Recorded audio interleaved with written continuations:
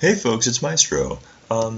So I have to make a big apology. I'm here in Kedge Keep, and I don't have a video of me killing the corrupted seahorse because I accidentally killed it last night with some friends, and I didn't have the video recording in software running because he kind of snuck up on us, and I just wasn't paying attention because I hadn't made a video in a while. Um, so I didn't record the fight, but I still wanted to make a video to document it and to show you guys how to get down there, because Kedge Keep can kind of be a tricky place. I'm sure most of you have been down here at least once before, and if not, the wiki has a great map of the zone. So I'm here at the entrance. We're just going to come right in from the entrance, and I've used, make sure you have Enduring Breath on, that's obvious. I use Improved Superior Camouflage just because I want to make sure it doesn't drop. So we come straight in, and then we go down. And don't go all the way down to the bottom of this. I don't think those will hurt you or anything, but, oops, I need my sense heading. East. So you want to go east in this room. And then you open that gate, and then you go down again, but you don't go all the way down. You just go about halfway down there. You'll see that there's this little, passage here. You go in there, and then once you're in here, you go right, and then down, and then you kind of, zigzag around a little bit, and then you're at this giant hole. This is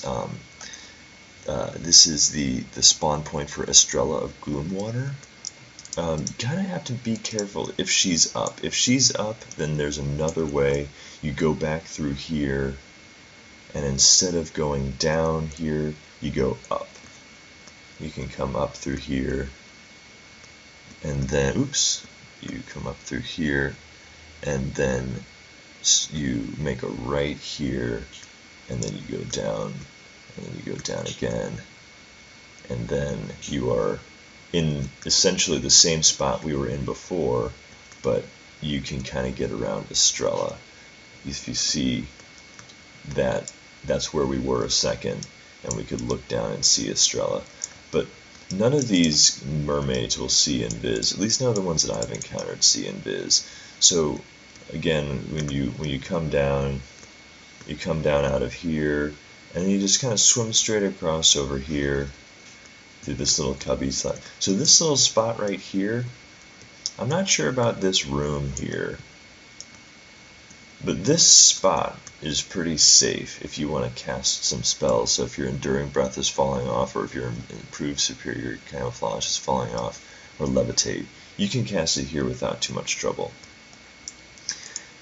And then this is like a prep area. Oh, there's my corpse from last night. We had a mob warp through the wall and trained us all. I got a res, don't worry. So out in here, these little fish, these are aggressive. They will come after you. And there's a mermaid over here. But as long as if you hold tight to this wall when you bring your friends in, you do your prep, you're not going to worry. You're not going to aggro her. So this room right here, this is Undertow's room, and as you can see, Undertow is actually up.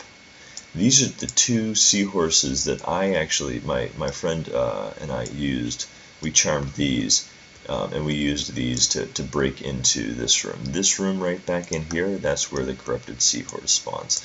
My levitate is failing, so I'm going to go down here and reapply before I keep going. You don't want to be down in here without levitate on. So okay, now I've got my levitate back on. I'm going to reapply my improved superior camouflage, just so nothing snags me. Now I checked track a minute ago, and I didn't see any tainted seahorses. Oh, Finny's up. I didn't see any tainted seahorses. I'm not sure if they see invis. When he spawned last night, I had a pet and I couldn't really, cast invis. But you can see, so there are 3 seahorses right in the first room, and then there's this Squall Surge seahorse. He can be another type of seahorse too, I think, but he spawns in this room and he paths. Oh wow, I didn't know that. I didn't know he's a path. Well, I learned something new. So there are 2 seahorses that spawn back here in this back left room. There are 3 seahorses in this main room. And then there should be 1 each in each of these little holes right here. One of these is a placeholder. I think it's this one, is actually a placeholder for the Seahorse Patriarch, if you need him.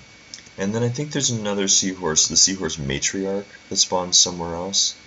I've never seen that, but I don't really spend much time in Kedge. So there are a grand total of, what do we count?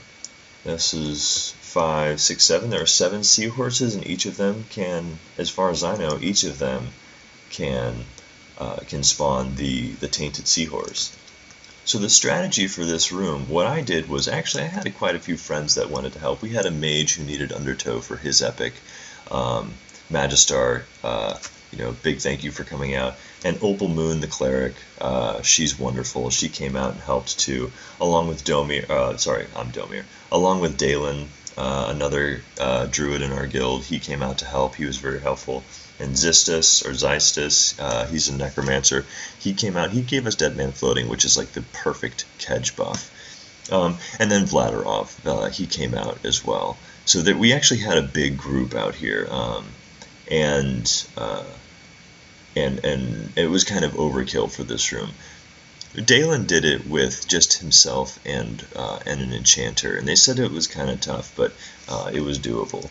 So it seems like this room is doable if you have at least one other charm class, but it can be kind of tough. So what we did was we charmed those 2 seahorses out in Undertow's room, and then we brought them in here, and we just did face pulls. We just sent the seahorses in and had them kill everything. The important spell to keep a track of is Fury of Air. This is the indoor stun spell available to druids.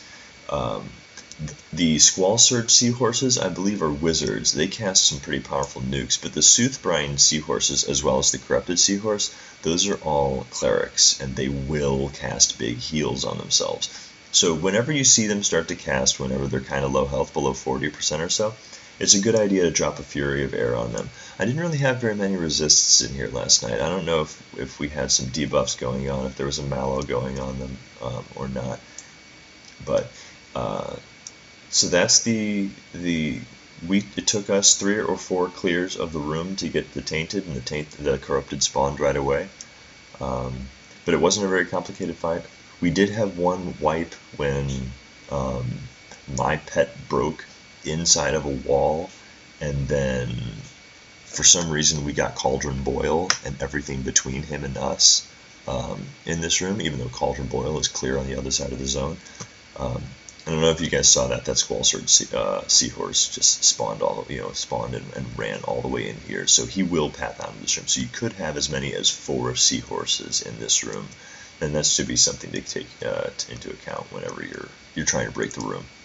But other than that, it's just a regular charm. You charm, you send your stuff in, you snare and root everything, and you sit and med while your pets do work. Thank you guys so much for watching. I will see you guys in Lesser Fate Arc for the turn into the next part of the quest.